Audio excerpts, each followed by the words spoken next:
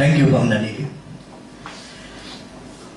આજના આ આદર્શ પંચામૃતના ચોથા દિવસે ચોથા મણકામાં આપ સર્વેનું હાર્દિક સ્વાગત કરું છું. અને સવિશેષ આજના આપણા માનવંતા મહેમાન આદરણીય અજયકુમાર તોમર સાહેબનું હાર્દિક સ્વાગત છે. આજના સમારંભમાં ઉપસ્થિત આ ચેમ્બરના ધરોહર જે કહી શકાય એવા આઈ દેસાઈ સાહેબ, અમારા માનદ મંત્રી નીરવ માંડલેવાલા, ગુજરાત ગાર્ડિયનના તંત્રી અને મારા મિત્ર મનોજભાઈ મિસ્ત્રી, પાસ્ટ પ્રેસિડેન્ટ પ્રફુલભાઈ શાહ, મહેન્દ્ર કાજીવાલા, ગ્રુપ ચેરમેન ગિરધર ગોપાલ મુંડરાજી, મારા બહુ જૂના મિત્ર મહાદેવવાળા, અન્ય કોઈ રહી જતો તો માફ કરજો, પણ આપ સર્વે મને આપ સૌ સર્જનો અને સજ્ઞારીઓનો ખૂબ હૃદયપૂર્વક આવકારું છું. મને આનંદની વાતનો છે કે આ શ્રેણી જો સફળ થઈ હોય ને તો એનું કારણ તમે છો. તમે આવીને બેસો છો ને તો વક્તાને એમ લાગે છે કે મારે કંઈક કહેવું છે, તે મારી વાત પહોંચવાની છે. મિત્રો, આજનો વિષય છે સમર્પણ. જીવનના અનેક આદર્શો હોઈ શકે, પણ જીવનને ઉત્તમ બનાવવું હોય ને, જીવનને ચોક્કસ દિશામાં લઈ જવું હોય તો દરેક વ્યક્તિને પોતાનું ધ્યેય હોવો જોઈએ, જીવવાનું કંઈક કારણ હોવું જોઈએ. જે વ્યક્તિને ધ્યેય હોય ને તે જ એ ધ્યેયને પામવા માટે પોતાની જાતને સમર્પિત કરી દે. અને એટલા માટે જે વ્યક્તિ પાસે ધ્યેય છે તે જ સમર્પણ સમજી શકે છે. જેની પાસે ધ્યેય નથી તેને ખબર નથી પડતી કે આ લશ્કર કઈ દિશામાં ચાલી રહ્યો છે. એની પરિસ્થિતિ કદાચ એવી થાય કે મધ્ય સમુદ્રે હોકાયંત્ર વગરનું વહાણ ચાલતું હોય તેમ એ ક્યારેક આ બાજુ ને ક્યારેક પેલી બાજુ ચાલ્યા કરે. આચાર્ય રજનીશે કહેલું કે બી અ વ્હાઇટ ક્લાઉડ. જો કે I don't agree with Acharya Rajnish. B a white cloud એટલે એમ કે છે કે હળવારો કે જેથી તમે હવાના ઝોકાથી આમથી તેમ જે વ્હાઇટ ક્લાઉડમાં પાણી નહીં હોય એટલે ફર્યા કરે. મને એમ લાગે કે આપણું જીવન એવું ન હોવું જોઈએ. આપણું જીવન ચોક્કસ દિશામાં આગળ વધી શકે એવું હોવું જોઈએ. અને દિશામાં આગળ વધવું હોય તો તમારે પહેલાં ધ્યેય નક્કી કરવો પડે. જે વ્યક્તિની પાસે ધ્યેય છે તેની પાસે દિશા છે. નહીં તો ઘણી વાર એવું બનતું હોય છે કે માણસ અહીંથી ઘરેથી નીકળે ત્યારે નક્કી કરે કે મુંબઈ જવું છે અને પછી અમદાવાદની ગાડીમાં બેસી જાય. એવી પરિસ્થિતિ ઘણી વાર જોઈ છે આપણે. એને ખબર જ નથી કે એને જીવન કઈ રીતે પૂરું કરવાનું છે. ખાવું, પીવું, ઉઠવું, બેસવું, સૂઈ જવું એ જ એનું જીવન છે. અને એવી વ્યક્તિઓ મને લાગે છે કે આ દેશમાં, આ સમાજમાં ફરતી હોય ત્યારે હરતી ફરતી લાશ જેવી હોય છે. એથી વિશેષ કોઈ નહીં. કોઈકે બહુ સરસ કહ્યું છે, સુબહ હોતી હૈ, શામ હોતી હૈ, ઉમ્ર યૂં ही તમામ હોતી હૈ. આવા લોકોની ઉંમર આમ જ પતી જાય છે અને ખબર જ નથી પડતી કે જીવનના કેટલા વર્ષો ક્યાં વીતી ગયા. ઉંમર વધે પણ ધ્યેય પ્રાપ્ત ન થાય. પરંતુ જે વ્યક્તિ ધ્યેય સાથે કામ કરે છે તે પોતાની જાતને સમર્પિત કર્યા વગર રહેતો નથી. સ્વામી વિવેકાનંદે કહ્યું કે ઉઠો, જાગો અને ધ્યેય પ્રાપ્ત ન થાય ત્યાં સુધી ભડકી રહો. હું માનું છું કે રોજ સવાર પડે છે. સૂર્ય ઉગે એટલે સવાર પડે એવું માનશો નહીં. એ જ વ્યક્તિના જીવનમાં સવાર પડે કે જ્યારે પોતે જાગૃત થાય કે મારે મારા ધ્યેય તરફ આગળ વધવાનું છે, ત્યારે એની સવાર પડી કહેવાય. એટલે તમારી સવાર જો તમારે પાડવી હોય તો તમારે અંદરથી જાગૃત થવું પડશે કે મારું ધ્યેય શું છે અને મારે કઈ દિશામાં આગળ જવાનું છે. દ્રૌપદીનો સ્વયંવર હતો અને અર્જુને માછલીની આંખ વિધવાની હતી. પાણીમાં જોઈને એણે માછલીની ફરતી આંખ વિધવાની હતી અને એ વિધી શક્યો, કારણ કે એને ખબર હતી કે એનો ધ્યેય શું છે, કારણ કે એ ધ્યેયને સમર્પિત હતો. હમણાં જ એક યંગસ્ટર આપણો ભારતનો આખા વિશ્વનું નામ કર્યું, ડી ગુકેશ આખી ઉંમરે ચેસમાં વર્લ્ડ ચેમ્પિયન બને. કેટલી મોટી વાત. હવે ચેસની જે ગેમ છે તે તો બહુ બુદ્ધિશાળી વ્યક્તિઓની ગેમ છે, ઇન્ટેલેક્ચ્યુઅલ ગેમ છે. અને કેટલું ગેમ, એ ગેમમાં કેટલા એને અનુભવ કર્યા હશે, પોતે કેટલો ધ્યેય નક્કી કર્યો હશે, કેટલી મહેનત કરી હશે, ત્યારે એ પહોંચી શક્યો હશે. અને એટલા માટે હું માનું છું કે જીવનમાં આગળ વધવું હોય તો બે કામ કરવાની જરૂર છે. એક તો ધ્યેય નક્કી કરો અને પછી એ ધ્યેયને પ્રાપ્ત કરવા માટે એને સમર્પિત થઈ જાઓ. સર, લોંગફેલો નામના એક અંગ્રેજી કવિએ બહુ સરસ કવિતા લખી છે. એને લખ્યું છે, heights by great men reached and kept, were not attained by sudden flight. Heights by great men reached and kept, were not attained by sudden flight, but they, while their companions slept, were toiling upward in the night. જ્યારે સામાન્ય રીતે લોકો એના જે મિત્રો હતા તે સૂતા હોય ત્યારે રાત્રે પણ પોતાના પ્રયત્નો ચાલુ રાખતો હતો, ત્યારે એ ધ્યેયને પહોંચી શક્યો. એટલે માણસે જો ધ્યેયને પ્રાપ્ત કરવું હોય તો એણે ચોક્કસ સમર્પિત થવું પડે. અને આજે એટલા માટે આપણે એવી વ્યક્તિને અહીં બોલાવ્યા છે જેણે પોતાના જીવનમાં ધ્યેય પ્રાપ્તિ માટે એટલા બધા પ્રયત્નો કર્યા છે. અને હું તો એમ કહું કે મારે એમની ઇન્ટ્રોડક્શન તો આપવાની છે, પણ સાહેબને કોણ નથી ઓળખતું? ઓળખે છે એના કામથી, એના ધ્યેયથી, એના સમર્પણથી. એટલે અને ઘણીવાર એવું બોલતું હોય છે કે ઘણીવાર ઘણી વ્યક્તિ પાસે ખૂબ સુવિધાઓ હોય, પરંતુ એ સુવિધાઓને કારણે એ સિદ્ધિ પ્રાપ્ત કરે છે એવું નથી હોતું. અમારી સીએની એક્ઝામમાં એમ કહેવાય કે સીએની એક્ઝામ બહુ આગળ. હમણાં જ એક સમાચાર આવ્યા કે એક સિક્યોરિટી માણસ, સિક્યોરિટી ગાર્ડ, એનો છોકરો સીએ પાસ થઈ ગયો.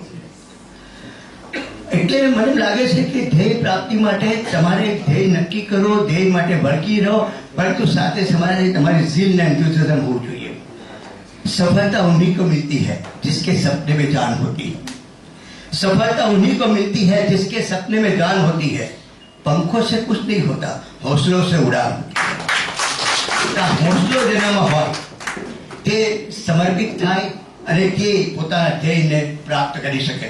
મિત્રો, આપણે તો સાહેબને સાંભળવા છે એટલે વિષય પર વધુ ન બોલતા હું હવે વક્તા વિશે કંઈક કહેવા માંગુ છું.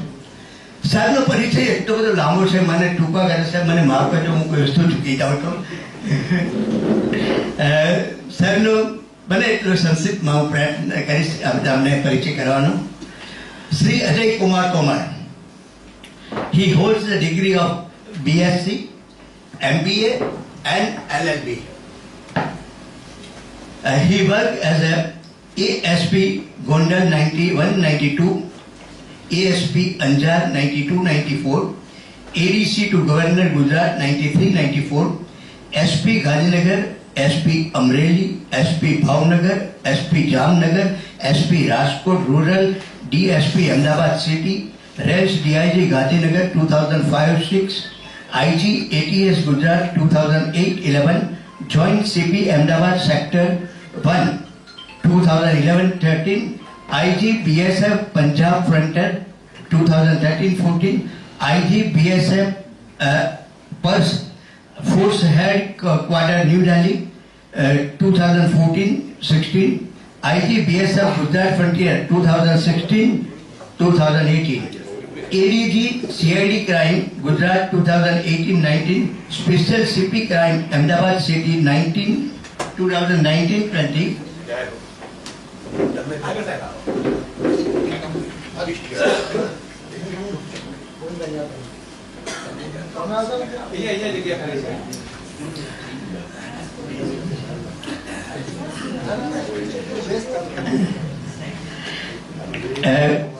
આપણે મને ખૂબ આનંદ અને ગૌરવની વાત છે કે આપણા શહેરના જબરદસ્ત ઉદ્યોગપતિ જેણે આ શહેરને ડાયમંડથી સજાવ્યું છે અને પોતે પણ ડાયમંડથી ઝળહળી રહ્યા છે એવા આપણા રાજ્યસભાના સભ્ય શ્રી ગોવિંદભાઈ ધોળકિયા આપણે ઉપસ્થિત છે.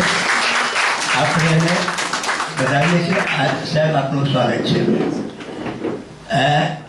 હું સાહેબની ઇન્ટ્રોડક્શન આપતો હતો, ચાલુ રાખું છું. Special CP crime Ahmedabad city 2019-20, commissioner of police Surat 2020-24, retired in the rank of director general of police 31-1-2024. Special achievement, સાહેબની સ્પેશિયલ અચીવમેન્ટ ઘણી છે. effectively handled anti-terrorist operations, successfully controlled narcotics smuggling on the Pakistan border, managed the border effectively in Punjab, Gujarat and Rajasthan, curbed the land mafia and eradication organized crime and gang in Surat, a thriving financial city. Sadly,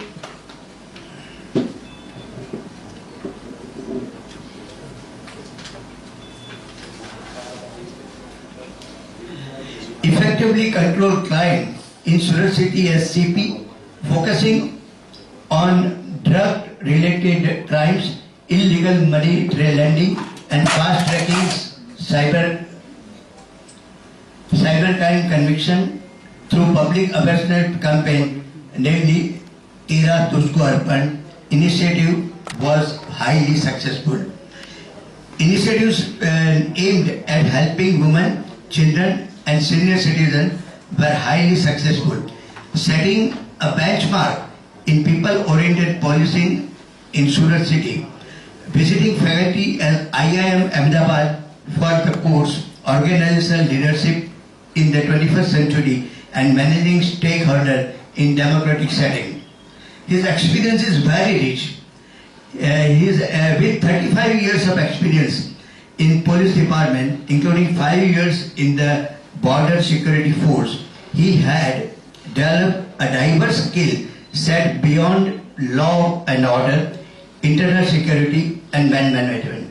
His varied experience includes heading anti-terror operations in Gujarat from 2008 to 11, handling organized crime and economic offense with distinction as a special CP crime Ahmedabad 2019 to 2020 and CP Surat 2020 to 2024. As CP Surat, achieving unparalleled success in crime prevention, detection and control of cybercrime, narcotics and illegal money lending. His hobbies are literature, tennis, yoga and music. લિટરેચરમાં તો આપણને વારંવાર અનુભવ થયો છે. આજે આપણે વધુ વિષય પર એમના જ્ઞાનનો લાભ મળવાનો છે.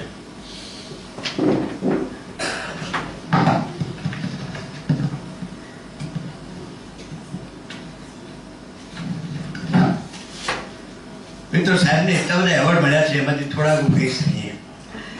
Police medal four meritorious service 2005, Presidential Medal for Distinguished Service 2014, won the Jaipur Club for being the best in physical training at the National Police Academy, won All India Police Lawn Tennis Team Championship as a member of the Gujarat Police Team, Bangalore 1998, runners-up in the All India Police Lawn Tennis Team Championship as playing captain of the BSF team Chandigarh 2014. And last but not the least, he has been awarded the Best CEO Award in 2023 for the leadership skill and outstanding result by Southern Gujarat Chamber of Commerce and Industry. મિત્રો, આ શબ્દ સાથે મને ખૂબ આનંદ અને ગર્વ છે કે હું આપની સામે પ્રસ્તુત કરું છું સુરતના પૂર્વ પોલીસ કમિશનર અને મારા, તમારા અને આપણા સૌના માત્ર એટલું નહીં, સુરતના મિત્ર માન્ય શ્રી અજય કુમાર તોમર સાહેબ.